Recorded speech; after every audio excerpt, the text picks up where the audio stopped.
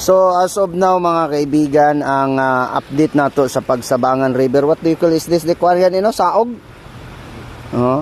Ay nasa normal level pa ho, no? Wala pang indication na tumaas ho ang tubig sa Pagsabangan River. Directly na lang natin pagsabi, no? Makikita ninyo.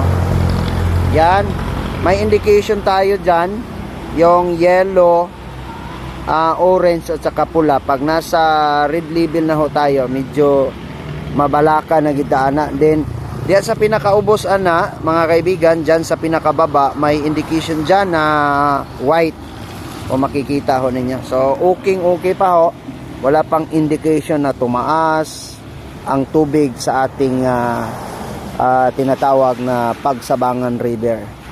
Yan, nandito yun si GR, di ba R? Wala pa R, no? Wala pa, sir. Wala pa. So, balik tayo dun.